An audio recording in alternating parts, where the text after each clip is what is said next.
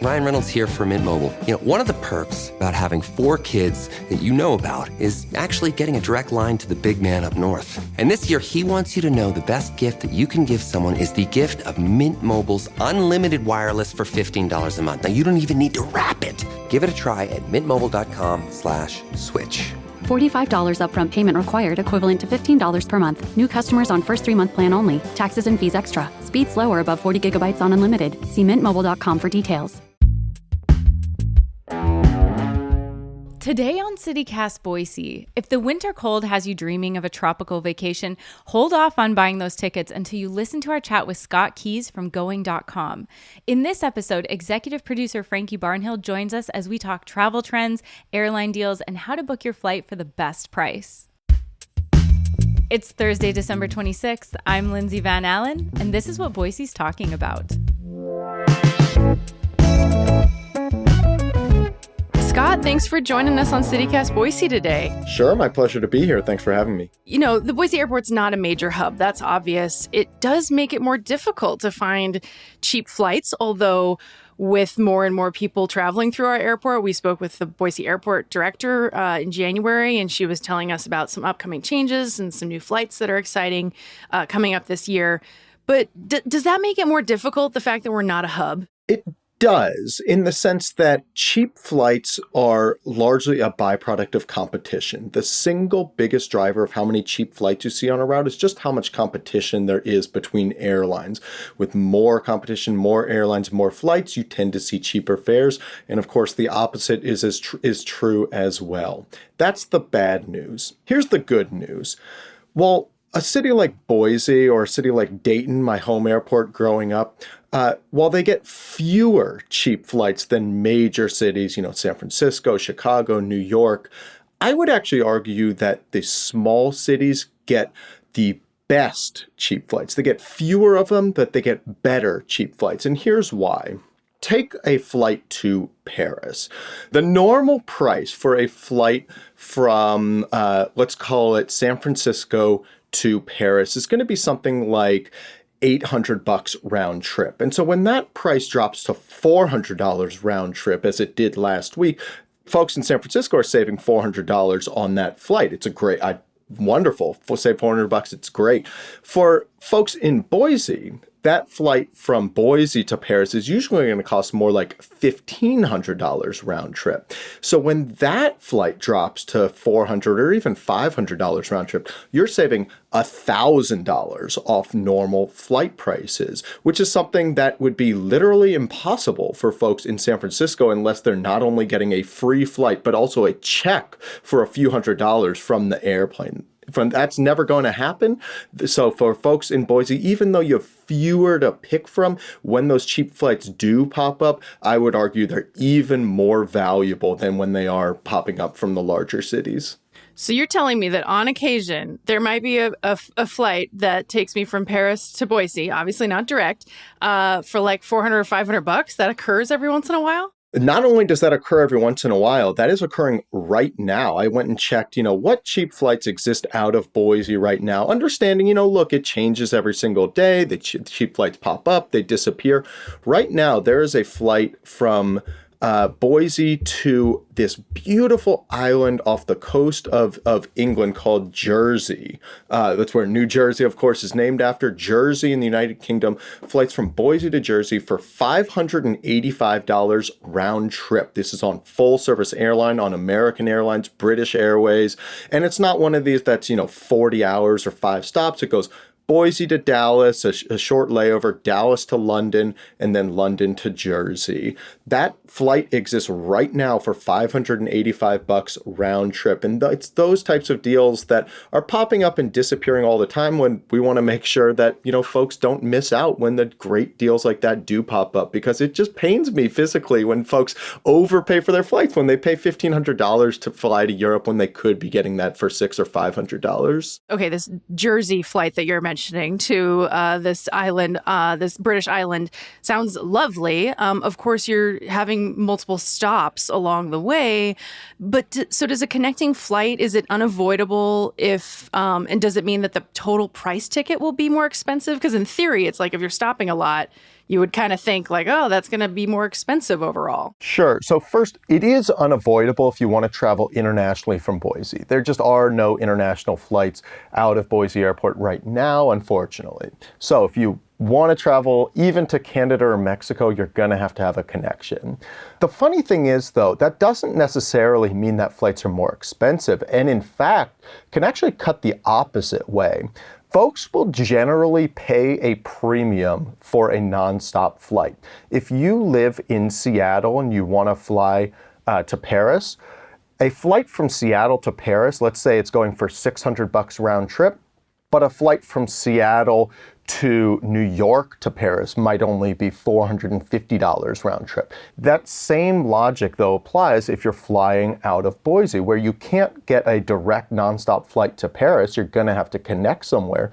But sometimes that can actually mean a cheaper flight. You might fly Boise to Seattle and then Seattle to Paris. And that flight may actually be cheaper than the Seattle to Paris flight. That is so wild to me. I mean, it's just so fascinating how it's the same flight, Seattle to Paris, but there's this Boise to Seattle element that makes it less expensive. It really takes everything we think we know about consumer behavior and flips it on its head. Some people actually even will try to use the fact that airlines will price those nonstop flights higher as a way to get around expensive flights. This is something called hidden city ticketing. You'll often hear or refer to as skip lagging. Oh, I've heard of this a little bit. What is that again? So the idea is, let's say you want to fly to Chicago. You search for flights from Boise to Chicago, and they're $300 round trip. But then you go ahead and search for a flight from Boise to Milwaukee. And Boise to Milwaukee via Chicago costs only $200. And so what you do instead is you've booked that flight Boise, Chicago, Milwaukee, but then you just go ahead and get off in Chicago and don't catch your connecting flight. Airlines hate that, I'm sure. The airlines hate it, and they actually throw a few wrenches in there to try to prevent you from doing it, including the fact that if you miss that Chicago to Milwaukee flight, the rest of your itinerary automatically gets canceled out. So you can only do this, for instance, on a one-way flight. You can't do it on a round trip. Otherwise, your flight home, you're going to show up at the airport and find that you no longer have a ticket. So this is not a beginner tactic, but this is one way that folks who are more experienced try to take advantage of airline pricing tactics. This episode is brought to you by LifeLock. The holidays mean more travel, more shopping, more time online, and more personal info in places that could expose you to identity theft. That's why LifeLock monitors millions of data points every second. If your identity is stolen, their US-based restoration specialists will fix it, guaranteed or your money back. Get more holiday fun and less holiday worry with LifeLock. Save up to 40% your first year. Visit LifeLock.com/podcast. Terms apply. Looking for a pickup truck to get just about anything done? Look no further. The Chevy Silverado EV isn't just the most powerful Silverado ever, with next-level towing capability and technology. It also offers game-changing versatility with the available multi-flex midgate and tailgate, which means Silverado EV helps you carry large, bulky, and oddly shaped items up to nearly 11 feet in length. Chevrolet. Together, let's drive. Visit Chevrolet.com to learn more. So let's talk a little bit more about the Boise airport specifically and kind of the landscape for flights and prices right now. So the Idaho Statesman recently reported that on average airfare is up like $125 per ticket at the Boise airport. And of course, we've seen spikes in airfare across the country, but this is one of the biggest in the country, actually. What do you make of that? And is this something that you're seeing across the country? And do you think is it going to get any better, or is this kind of the new normal? There's a couple things happening here. With respect to Boise specifically, what I think is going on was there was a real surge in interest, demand, especially right as the pandemic started to recede, I think a few years ago. Right. The revenge travel thing. Yeah. Exactly. But also especially to sort of more Western outdoorsy travel, Sure. A big surge in interest to places like Montana, Wyoming, Idaho. And so that certainly led to a spike in prices, especially as airlines were struggling to keep up with the number of flights. Airfare, though, since May 2022 has been falling. Airfare today, when you look at the average airfare, is down 23% compared to that peak. And it's continued to fall. It's down 9% over the past 12 months. It's actually cheaper today than it was in February of 2020, and that's not even adjusting for inflation. So I think airfare, because it is so volatile, because it is always changing for seemingly no rhyme or reason, and because it's something that if you want to travel more than a state or two away, you almost always have to buy a flight. It's this thing that we need, but we can't seem to grasp how it operates, and it seems like it's always expensive, and I think leads us to always think, well, it's always getting more expensive. And one of my life missions is to try to convince folks that airfare is actually getting way cheaper. That airfare has gotten significantly cheaper over the past decade, that we have been living in what I call the golden age of cheap flights, and that the number of great deals popping up is unlike anything we've ever seen before. I'll rattle off just a couple of the best deals that I've seen out of Boise in the past few years. And then these are all 100%, full service airlines, deals that Going members were able to purchase. So going from Boise to, let me just pick a few at random here, Boise to Athens for $367 round trip. What? Boise to Dublin for $332 round trip. Boise to Madrid in Spain for $295 round trip. Oh my gosh. Costa Rica, $207 round trip. Like, these types of deals are absolutely popping up. Yeah. Are there any deals out of Boise for domestic destinations? I mean, yeah, like I'll see like Alaska's doing deals, to Portland, like $50 one way kind of thing. Those are pretty standard. So that's kind of what we can expect is those, especially the Northwest destinations. Certainly. Look, I mean, the cheapest place is always going to be to fly are places like Seattle, Denver, Los Angeles, Vegas. Those are all available right now under $200 round trip out of Boise. Those sometimes get quite a bit cheaper, oftentimes under $100 round trip when there's a sale.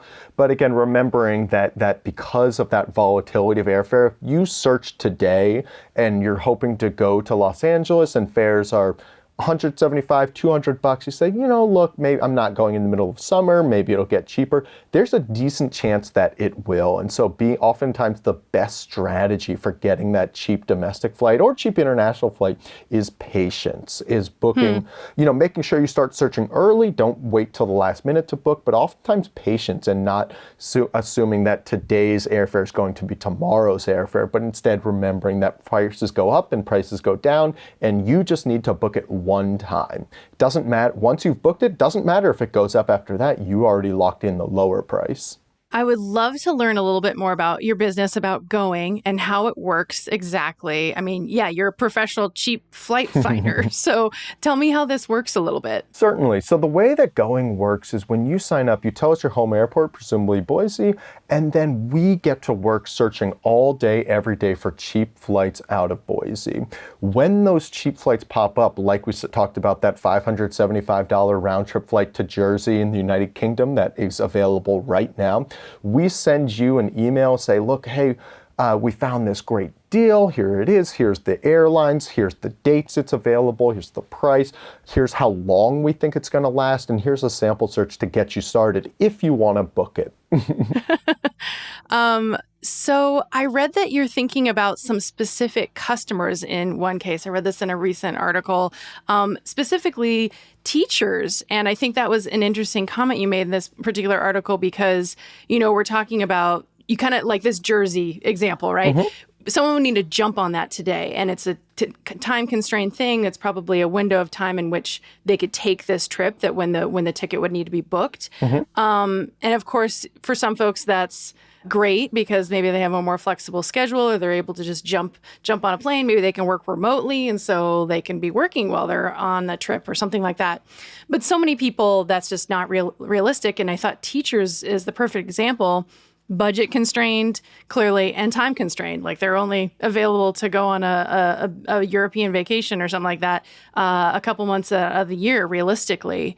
So how do you think about that and like the future of travel for people who have those two constraints, budget and time? I think of two main types of trips.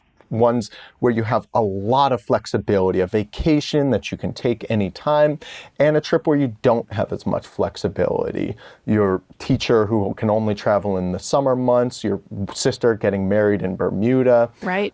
It's those trips where you've got a lot of constraints, a lot of inflexibility, where I think getting the timing of your booking is the most important thing you can do to get a cheap flight.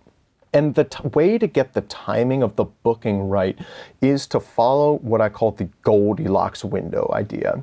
The idea that your cheap flights pop up not too early, not too late, just right in the middle.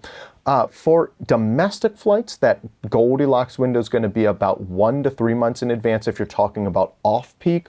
But for that teacher who's traveling in those summer months, it's going to be more like 3 to 6 months in advance for those domestic flights. So now is the time when they ought to be looking for those domestic flights. If they wait to book it until May or heaven forbid June, they're going to be looking at some pretty expensive fares. That's further out than I thought. That's like really planning ahead quite a bit. And that's just for domestic flights. For international, it's even further. For international peak date travel, you really want to try to be looking 4 to 10 months in advance. That's when you are most likely to see cheap flights. So right now we're about 4 months out from June. Now's the time to be thinking about that. You know, the easy rule of thumb is that if you're hoping to travel in the summer, always book opposite season. So when you're at your New Year's Eve party, that's when you should be thinking about your summer flights. When you're at your 4th of July barbecue, that's when you should be thinking about your Christmas flights.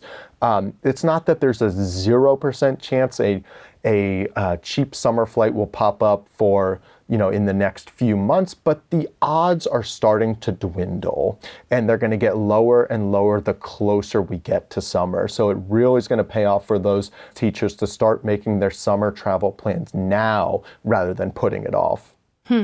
That's great to know. From your perspective as someone who's, watching these prices go up and down and what's going on in the industry, what needs to change for Boise to have even more deals? Like you're saying that they exist and maybe they're even greater. They're a greater value than deals you'll find even in other major hubs. But what do you think would need to change so that those occur more often? I think the biggest thing that would need to occur is just more competition between airlines. So more airlines adding cheap flights to and from Boise, and especially more budget airlines coming in, even if you never fly them. Here's the funny thing about an airline like Spirit or Allegiant or Frontier, that even if you never fly budget airlines or ultra low-cost carriers, you still owe them a debt of gratitude for causing cheaper flights on the airlines that you do fly. When researchers have looked at this, they found that when Spirit, for instance, enters a new market, when they start flying, for instance, to a route like Boise to, I'm just going to say like Houston, they don't fly that, but if they did, you could expect that airfare across the board from Boise to Houston would drop an average of over 20%. Otherwise, it's mostly depending on airlines offering more kind of system-wide sales. Take this Boise to Jersey in the United Kingdom flight that we keep discussing. I don't think that American Airlines and British Airways I don't think that somebody in the back office really looked and said, there are probably a lot of folks in Boise who really want to go to Jersey and we should offer this at $585. High demand, yeah. Right. I think what is much more likely happening there is that they have decided, okay, we have this extra unsold seats on this flight to Jersey. Let's just put it on sale from a lot of different airports. And turns out, so it's available for under $600, not just from Boise, but from Austin, from Baltimore, from Cincinnati, from Denver, from Milwaukee, Los Angeles, from tons of different airports. I saw an article, Scott, where you mentioned that people plan their vacations backwards. And what do you mean by that? That's such an interesting thought. 100%. And we talked about how the best way to get cheap flights when you are have a specific trip in mind is to get the timing right. Right. But the best way to get a cheap flight, if you don't have a specific trip in mind, is to plan your trip backwards. Here's what I mean. The normal way that people search for flights is a 3-step process. Step 1, they decide where they want to go. Step 2, they decide when they want to go there. And then step 3, they look, well, what do the flights cost? And by setting price of the flights as the last priority, it's not terribly surprising we end up with some pretty expensive flights. And so instead, what I recommend, look, if cheap flights are a priority, if it's important to you, don't set it as the last step. Set it as the top step. Make it the number 1 priority. Take those same 3 steps and flip it on its head. Step 1, what cheap flights exist right now out of my home airport, out of Boise? There's a flight to Jersey. There's a flight over down to LA under $200. There's this flight over to Denver for $168. And of those places that are cheap, decide which one interests you the most. That's step 2. And then step 3, decide what dates work for your schedule. By setting price as the top priority rather than the last priority, that's how you end up getting cheap flights, and that's how you can afford to take 3 or 4 flights for the same price that you used to pay for one. It might be $1,500 to fly to Paris, but it might only be $500 to fly to Amsterdam or $600 to fly to Brussels. And even if you aren't interested at all in Brussels or Amsterdam, once you get across the ocean, once you get to Europe, just take the train down to Paris. Take a cheap budget flight. It is really easy to get to Paris or wherever your final destination might be. Scott, thank you so much for making me feel like some international travel and domestic travel that's not super expensive out of the Boise airport is possible. It is 100% possible. You can do it. It's not going to happen every single day, but most of us are only taking a few trips a year. And so if you just focus on where those cheap flights pop up, I have a complete faith you'll be able to do it. Thank you so much. I'm looking forward to planning my next trip. Thank you. Excellent. Thank you. That's all for today here on CityCast Boise. If you enjoyed the show, why not tell your friends so you both can get in on the travel deals? We'll be back next Monday with our essential rules to thrive in the Treasure Valley in 2025. You won't want to miss it.